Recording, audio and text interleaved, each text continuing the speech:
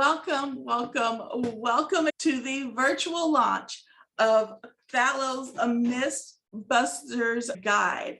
I am thrilled to be your MC for this exciting event. My name is Contessa Cooper, and I am the Community Engagement Manager here at Thallo, a climate tech company that believes in the power of the VCM to help solve the climate crisis.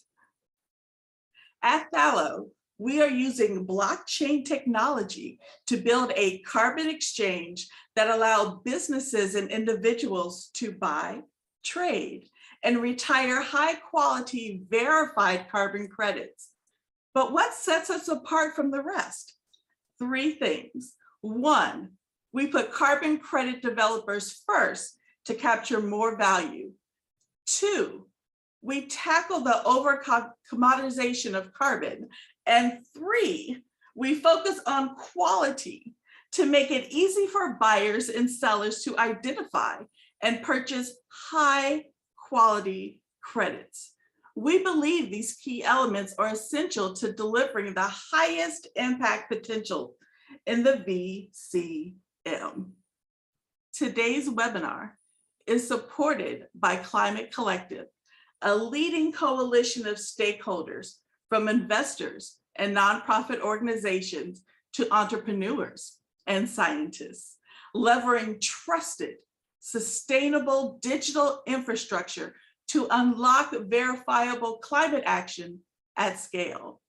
Its mission is to build a trusted market for high-quality digital environmental assets that enable people and the planet to thrive.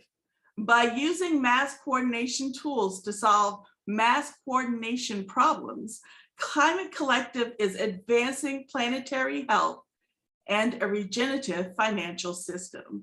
You can find more about them at climatecollective.org.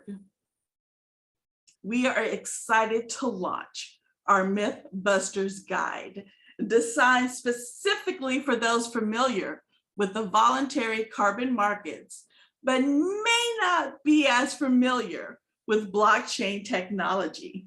We have some incredible guests with us today, including Nathalie, who is our Strategic Initiatives Manager at Thallo, and Ryan, who is our CEO. Nathalie will give us an overview of the guide, and both Nathalie and Ryan will take your questions using the Q&A feature. So without further ado, it is my honor and a pleasure to hand it over to Nathalie. So let's get started. Thank you, Contessa, and thank you all for joining me on this journey to bust myths and discover the truth about blockchain, and especially its use in the voluntary carbon market. Because indeed, blockchain is increasingly being associated with the voluntary carbon market, as is also shown by the many companies that have started in this space. As you can see in the illustration on the right, there's exchanges, marketplaces, measurement and verification providers, a lot of companies working at the intersection of blockchain and the voluntary carbon market. But today's question really is blockchain the solution to many of the problems persisting in the VCM, or is it a solution that a bunch of blockchain geeks are trying to fit to the solutions in the VCM? This guide will help to clarify. The guide is split into two parts. The first part is a general briefing about blockchain and some common misconceptions about this technology. And the second part is more focused on blockchain and its use in the voluntary carbon market. Let's start with the first part, blockchain in general, and let's start at the very beginning. What is blockchain? If you remember one thing from today's webinar, please remember that blockchain is a technology, just like AI is a technology, 5G, or cloud computing. Think of blockchain as a collection of digital records, a database, where the records are linked together in a specific way that makes them strongly resistant to alteration and that are protected using cryptography. Cryptography is just a difficult word for, say, protected using mathematical equations and puzzles that only the right people can solve in order to support the operation of the blockchain. Blockchain has a few important attributes. The first one is that blockchain is decentralized, meaning information on the blockchain, so these digital records, are shared amongst all the participants in the blockchain, making it very difficult for an external person or entity to change that information, making information on the blockchain highly immutable. Blockchain also enables great autonomy because it gives the ability to transact between peers without involving central authorities such as banks or governments. Blockchain is also highly transparent because everything that happens on chain is publicly available for everybody to see. And finally, these mechanisms of consensus, these cryptographic algorithms, and the decentralized nature of blockchain make it highly secure. Now, I understand this all sounds very good, but why should you care? Well, blockchain, again, is a technology that is very well suitable in applications where you need fast and low cost transactions between peers, exactly like in the voluntary carbon market. Many consider blockchain to be the next version of the World Wide Web, the third version, Web 3, where Web 1 was a version of the internet where everybody could read the same information. Web 2 is the version as we know it now, where everybody can read and write. And Web 3 is the version enabled by blockchain, where everybody can read, write, and own. So before we dive into the myth busting, first, a few common terms that will be very useful to you when we are speaking about blockchain. I won't go into details for all of them, but I encourage you to download the guide from our website so you can go through them when you have some more time. But basically, this page dives into the difference between blockchain, Web3, and cryptocurrencies, dives into the difference between proof of work and proof of stake consensus mechanism, dives into the difference between stablecoins, fungible tokens, non-fungible tokens, utility tokens, etc. But let's start on our myth-busting journey right now. General myth number one, probably the thing I've heard most often, is I don't understand blockchain, I don't trust it, I think blockchain is a scam. Well, I guess this is an understandable misconception if we think about all the stories that we've recently heard about FTX and Sam Bankman-Fried. But again, this is a very important thing to remember. Blockchain is not the same as crypto. Blockchain is a technology. Crypto is a digital currency. And it's true that these digital currencies rely on blockchain for the way they're working, but it doesn't mean that everything that is blockchain is crypto. And even if we look at cryptocurrencies, it's true that some cryptocurrencies are used for criminal activity. Chainalysis has made an investigation around this, and they estimate that under 0.5% of all cryptocurrencies is used for illicit activities. However, according to the United Nations, it's estimated that between 2 and 5% of global GDP is used for illicit activities and criminal activities. And fiat currencies is the currencies that we know, like dollars or euros, which means that criminal activity in fiat currency is about 400 times greater in absolute value than criminal activity with cryptocurrencies. And finally, if you're afraid that blockchain is really prone to hacking, well, that's completely not true. The decentralized nature of blockchain makes it very well suited against hackers, because to alter a chain, hackers would need to control more than half of the computing power or token stake on a distributed database, which is almost impossible to achieve. It's actually a very, very secure technology. And if you download the guide, you'll also have access to the 3 videos that explain these 3 aspects in much more detail and better than I'll ever be able to explain.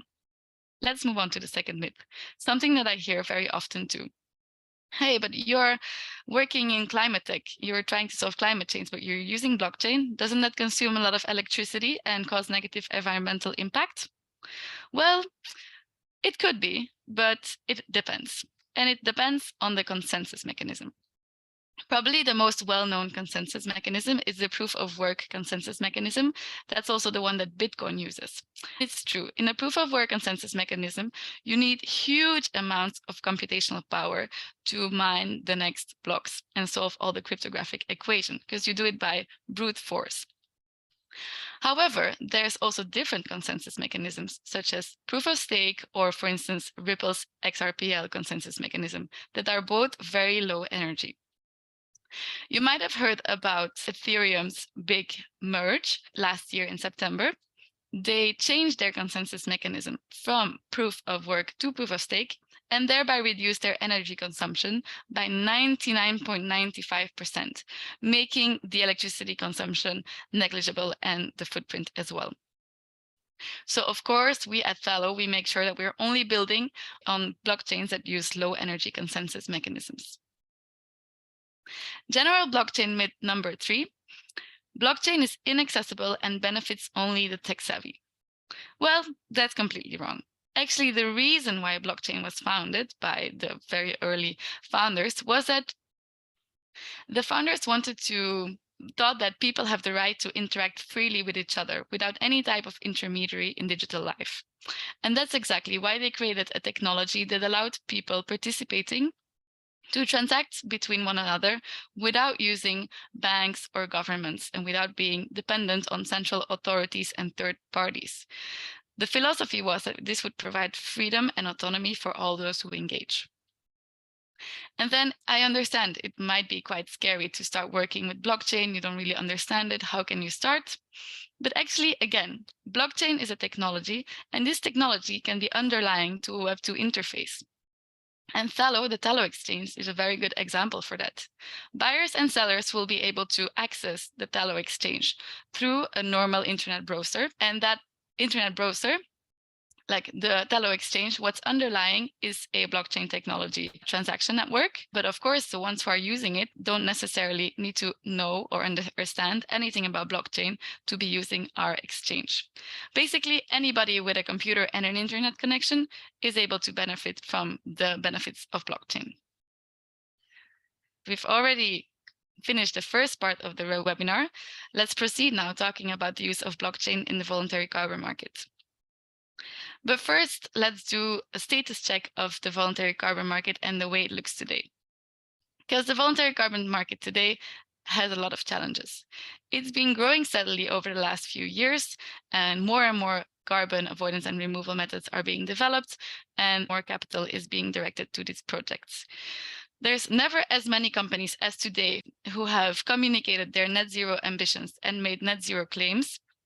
But there are increasing fears of greenwashing, a lot of uncertainty about quality of different credits and different technologies.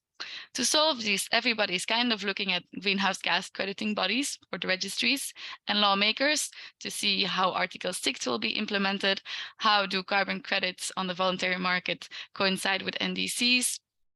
The registries, of course, it's their task to only verify high quality credits, but also the goal is that they don't take 1 or 2 years to verify credits. So this is really a difficult trade-off to make. And also, we want as much capital as possible to be directed towards these kind of projects that avoid and remove carbon. And we want as many as possible project developers working on these projects, but it's very difficult for new and small project developers to start being active in this space. And the consequence of that supply in the voluntary carbon market is largely dominated by legacy players, just because the smaller players don't have access to the necessary financing. So the challenges can actually be summarized in the 6 circles you see at the bottom of the page. Verification takes too long, financing is a barrier, intermediaries take up a lot of value, there's limited liquidity on the market, and transacting can be very complex. There's very little pricing information, and there's sometimes double counting issues. And wonderfully, blockchain, if well designed, can solve all of these problems fully or partly, but I invite you again to download the guide on the website and go through the way blockchain can solve these issues in more detail. However, we're here today to bust some myths, so I will proceed to do and go on exactly that. VCM myth number 1, registries have banned tokenization of carbon credits. Wrong. Let me tell you a story that started in October 2021. There was a blockchain company that thought we should digitize carbon credits, we should tokenize carbon credits. And they acted unilaterally. The way they did it is they bought a bunch of very old and low quality credits that nobody actually wanted to buy anymore, and they tokenized them.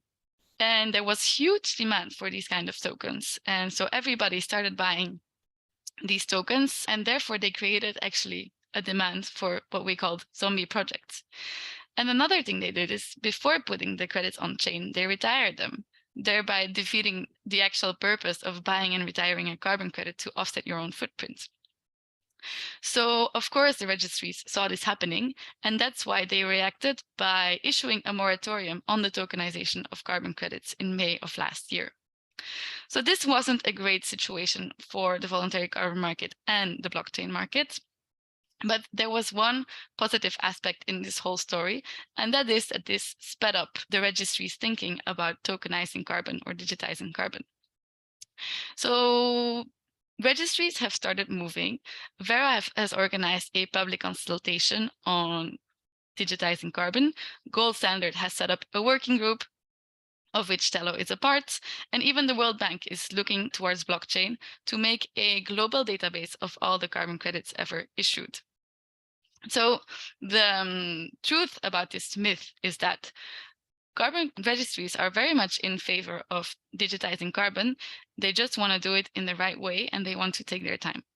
And Thallo is here to help them in doing that, like we have done with Biocarbon Registry and Pure.Earth already in the last 2 months. VCM myth number 2. Tokenization of carbon credits always implies pooling. This is something that shocked me when I read it on the Financial Times, and I actually reached out to the reporter to tell that's not at all the case, but have received very little response so far, unfortunately. The reason people think that tokenization implies pooling of carbon credits is probably because the first ever tokenization of carbon credits was done with a pooled approach. So again, the credits that were retired and then put on chain and then pooled, that was a first example of how it was done. And many of our competitors also take this approach of pooling carbon credits with the argument that it creates liquidity, which is of course true, and liquidity is something that we need in the voluntary carbon market. But we at Thallo also believe that it's very important to keep the uniqueness of every project. And so the way we go about tokenizing carbon is by creating a digital twin of every carbon credit. So a carbon credit exists on-chain and off-chain, and the on-chain carbon credit reflects all the characteristics of the off-chain carbon credit. So when we tokenize carbon, we have their vintage, the project name, the geography, the SDGs, co-benefits, everything included in the digital twin of the carbon credit. And there's always also a communication in 2 ways between the digital carbon credit and the off-chain carbon credit. Meaning, if the digital carbon credit gets retired, the off-chain carbon credit, of course, also gets retired, and this gets reflected in the registries. VCM myth number 3. Tokenization of carbon credits incentivizes speculation, and that is a bad thing. Okay, well, while it's true that digitizing carbon makes it slightly easier to trade and thereby also slightly easier to speculate, it's not necessarily a bad thing. Let's go back and think about why the VCM exists. The VCM exists to direct as much money as possible to projects that avoid or remove carbon from the atmosphere. So we need money going to these project developers and to the global south. Now let's think about what speculators do. Speculators invest much more than traditional investors in more risk, higher reward projects, which are projects from newer and smaller project developers, which are projects from new promising methodologies, which are new products such as forward carbon. So actually, by investing in all these newer things that are a bit more risky, they do help the scaling of the voluntary carbon market. Speculators also buy and sell more than traditional players in the carbon market, thereby creating much needed liquidity in the carbon market. And finally, we also think that projects that get traded more often are more higher quality projects. Thereby, we think that speculators can even incentivize quality in the voluntary carbon market. So actually, these speculators are not all that bad. They actually help directing as much money as possible and incentivizing as many parties as possible to start investing in carbon removal and avoidance. And finally, VCM myth number 4. Tokenization of carbon credits leads to further fragmentation of the market. And let me explain what I mean by fragmentation of the market. It's true that the VCM has a lot of different marketplaces, different methodologies, different registries, little liquidity, little price transparency, and a lack of a central database.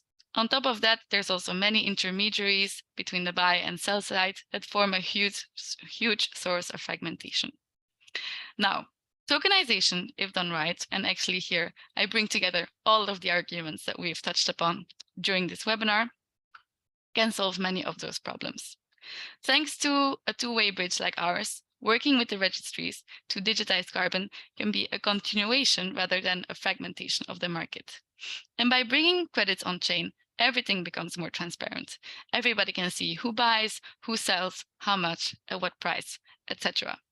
And marketplaces like Thallo's and others can reduce the need for intermediaries, thereby reducing fragmentation even more. So all of these things are really things that we need to make the voluntary carbon market pick up speed and scale more quickly, all thanks to blockchain. Isn't that wonderful? So here's an overview of all the myths we've debunked today. I hope you enjoyed joining me on my journey. I hope you learned a thing or two and that you even are maybe a bit less skeptical about blockchain.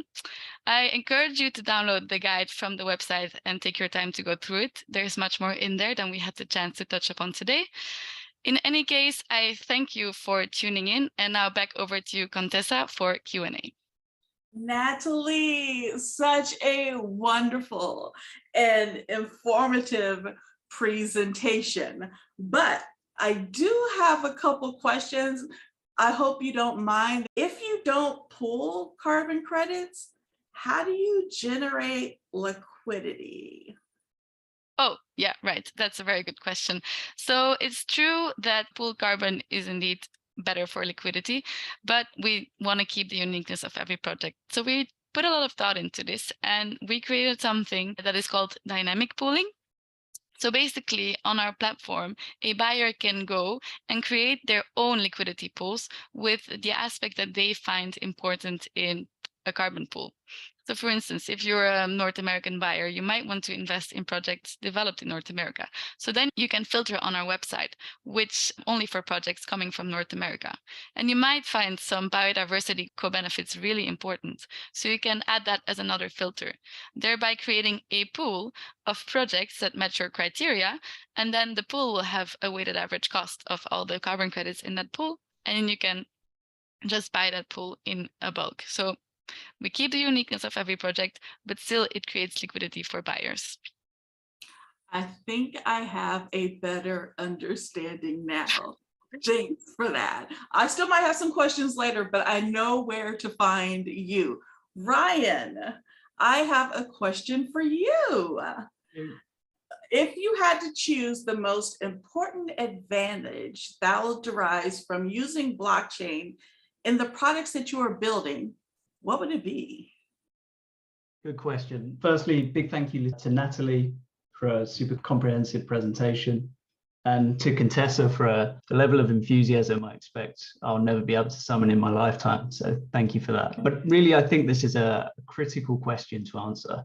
I think adding technology for the sake of it only really serves to add complexity. And I think we can all agree this is a market that needs no more complexity at this moment in time. So I think I'm going to adapt that question a little bit, answer here with two broad advantages, but arguably there are more. So I think the first is composability. There are numerous markets that can easily inset carbon, from e-commerce providers offering offsetting to their customers at the point of purchase, to financial market derivatives, airlines, and even payment providers like PayPal. But in order to facilitate these models, we need to fractionalize credits from the ton to the kilogram or even the gram. Creating a digital twin of these carbon credits makes this effortless, and it really allows composability or integration into these models. And that's both within public blockchains, but also in non-blockchain environments. And to the second point, I think this is data. So I expect most on this call would agree that data is absolutely critical to a market that's becoming more mature, with purchasers understanding this market more every day. So having data immutably stored on chain ensures that data, both current and historical, cannot be tampered with, and also may be seen publicly, which is crucial. So a full immutable audit trail that's publicly available increases this amount of data available to purchasers, enables them to make better purchasing decisions, protects the buyer's reputation, and crucially over time moves the market towards projects that have more robust and higher quality MRV standards. That was amazing. Thank you so much, Ryan, for your insight and your wisdom. So glad that you are here to answer these questions. And thank you so much for the compliment on my energy. I just love being in spaces like that. Now we want to hear from you, our audience. We have some Q&As that I have collected, and Natalie and Ryan, I'm going to defer these back to you. And so the first question that I want to ask is from Virginia. If I'm a project developer with VERs for sale through its blockchain platform, are payments still done through banks? Therefore, are we stuck with their fees and exchange rates? Yeah, it's a really great question, Virginia. So I think ultimately we have to rely on payment rails as they exist in their current form. So that unfortunately means relying the interbank network as it currently exists, and the fees and the pain that goes through that. And trust me, I've been in capital markets before trying to disrupt that market as well. So I know your pain. But there are cross-border payment solutions that are coming out day after day through Swift, through our partners and those that led our seed round, Ripple, that make these much easier on the cash leg of that payment. It's also worth mentioning that Thallo in itself and the platform that we're building solves some of the operational issues that will give you headaches at this moment in time as a project developer. So, for example, you won't need to KYC the numerous buyers that are looking to purchase your credits. We will KYC them through the platform. Buyers will deposit onto the platform and then use a balance to purchase your credits. So therefore, there's just a single withdrawal leg and therefore a single set of fees. I think as we move forward in this space, we can make that a more efficient process, but we're doing our best at the moment. Hopefully that helps. Thank you so much for that, Ryan. Our next question and comment comes from Philip.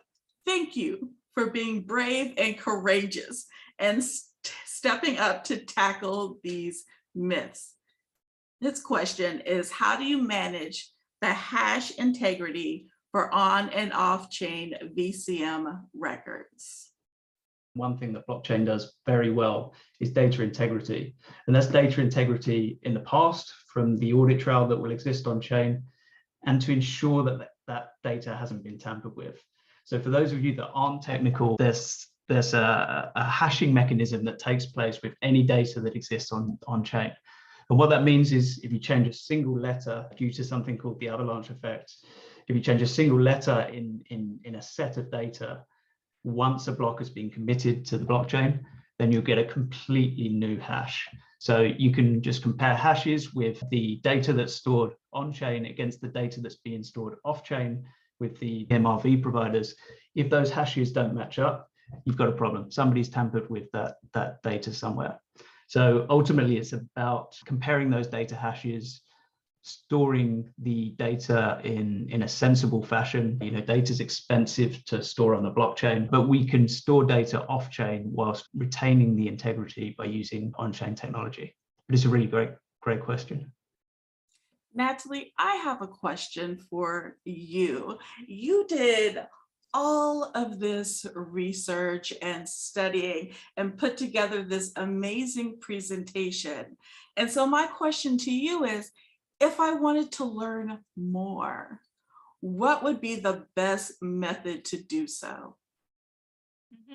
Yeah, very good question. Of course, most of the things I learned from my great colleagues at Thallo, who patiently explained to me every aspect of this guide. But I would say there's also a lot to read on the internet, and I've kind of looked for like the best resources and linked them up in this presentation.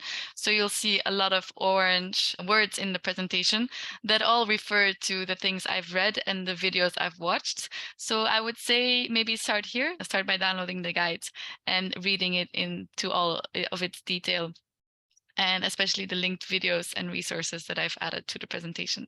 And of course, I mean, maybe we can continue our quest on educating people about the use of blockchain with the team. Thank you. And I did put the link to the guide in the chat to make sure that you have the opportunity to download it. I'm going to take just a few more questions before we wrap this. Oh, here's a great one. Amazing talk, Natalie. Of course it is. Her question: can you spend a moment discussing if and how credits are updated in real time? And what is the mechanism for multiple exchanges to talk to each other to make sure there's no duplication across exchanges? Ooh, great question. So maybe I can take that one. So the mechanism for multiple exchanges to talk to each other, that's something that we're talking to exchanges in the space, both within blockchain and off-chain as well, about building out a single supply side aggregation. And ultimately, that's one of Thallo's goals. So the Thallo exchange is an example of what can be achieved by a supply side aggregation. So aggregating all of these registries into a hub and spoke model, but then allowing all these exchanges to plug into that. But I think what's important, an off-chain setup that exists beyond just the on-chain application integration, which is that there needs to be a freezing or a custody of the off-chain credits to then build the digital twin on an exchange. I think as we get more efficient in the marketplace and also ultimately, across the sector, then we can freeze those in real time using Thallo's liquidity layer and deploy them to exactly where the demand's needed. So hopefully, I think that answered the question, but please let me know if not. Yeah, maybe you can also answer the part about how it gets updated, like live. I mean, or I can also explain a bit more about that. But basically, there's a few transactions that happen that the registry needs to be aware of. So when the credit gets listed on the exchange, Thallo takes custody of the credit. So that's one update.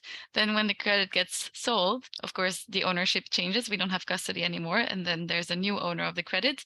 Well, this gets fed back through the two-way bridge, which is basically an API with the registry. And so at the registry side, the owner also gets updated. And then when the owner decides to retire, they push a button on their buy-side login page on the Thallo exchange. And then this also, again, gets fed back to the registry, and the registry issues a proof of retirement that, again, gets sent to the retirer. So Ryan, correct me if you have anything to add, but that's how it works. Great answer, Natalie. All I would say is the reason that custody leg is so important is so that there isn't an off-chain and an on-chain market. There's just a market. Yes, so, continuation. Exactly. Yeah, that prevents that double spending potential. Wonderful. One last question before we wrap it up. Another great compliment, great presentation. Thank you so much, team. Does Thallo interact with all of the upstream digital MRV platforms, or is it only through registries? That is a great question, and that's something I've also been working on a lot. So yes, we believe actually that the digital credit of the future is more than just a digital twin of what exists on the registry. We think that the digital credit of the future will incorporate live DMRV data, so live measurement data of the credit, even after it's been verified, exactly to go against all the, the doubts about quality of the credit. And we see this probably happening in two phases. So ideally, DMRV will start replacing traditional MRV, so making it very much more scalable. So instead of somebody having to go take a plane and look at the way a forest evolves or whatever, measure the circumference of the tree trunk, we can have satellite imagery and AI to estimate how much carbon is being sequestered every year. So we really believe that DMRV, once it reaches its full potential and is able to match with the existing methodologies and standards from the registries, that it will actually slowly replace traditional MRV. And then once the effort is already been done, pre-verification of tagging all this verification data onto the credits, it's only a small tech lift to also incorporate it onto our exchange and tag the digital data onto the credits, on the digital credits, so that it's there for everybody to see, thereby again increasing trust and increasing quality in the voluntary carbon market. I hope that answered your question, but happy to talk about DMRV anytime, so please do reach out. I am learning so much from this webinar. So glad that we are out here busting out all these myths. And so there is a question from someone who wants to play devil's advocate. And the question is, wouldn't some clients still prefer some level of pooling? So I love people to play devil's advocate, by the way. So thank you to whoever that was. I think our approach is not to avoid pooling entirely. Our approach is to have a requisite level of data and to retain specific and certain characteristics of the projects themselves that allows more comprehensive pooling and that allows personal curation or allows curation of pools by trusted brands. So rather than avoid pooling entirely, we're starting from a place where pooling is easier, more trustworthy, and less difficult to arbitrage. Thank you so much for that. And thank you so much for playing the devil advocates game. We have another question here about marginalized communities. It says here, a marginalized community and a least developing countries are generating carbon credits certified under GS by intervention of community water purification system. How do you think the blockchain can help in such interventions, specifically over claiming issues? That's a complex question. I think just putting the first part of that question to one side, the role of blockchain is to specifically help this issue around claiming. So we can inherently see, due to characteristics of blockchain technology, exactly who's owned those credits at any moment in time, whether that be the project developer as soon as those spot credits are verified by gold standard, whether that be the first purchaser on the platform or the second, third, fourth purchaser on the platform. And the technology that underpins the blockchains that we use will ensure that only the beneficial owner of those credits can then go on to sell those credits, claim them, offset them, whatever they want to do. So I hope that answered the question. I would also add that probably for those people in the least developed country, it's quite hard to find buyers willing to buy these credits. And they probably have to rely on intermediaries to, connect with companies and corporates wanting to offset their footprints by buying their carbon credits. And it's even harder to negotiate a fair price, I would think. So that's really where platforms or like marketplaces like ours come into play. If they pass a simple onboarding and KYC process, they can just list their credits onto our platform just like any other credit, and there will be corporates and huge amounts of worldwide buyers also onboarding on our platform from the buy side, and that's really helpful for them. So because they don't have to rely on any intermediaries, and they should be getting a fair price because they are also able to see previous trades on our platform and like similar projects, how much money they've been selling for. So I think for them, it's going to be Thallo and blockchain are going to be very important to just find buyers that are willing to pay a fair price. Thank you so much. All right, one last question. Do you have other activities other than tokenization, as registries do not allow it now? So tokenization is just something that our software enables. It's really not the be all and end all of the credits that pass through Thallo's liquidity layer. The honest answer is that registries at the moment, especially Vera, they have a moratorium, as Natalie mentioned, due to ClimaDAO and others in the space.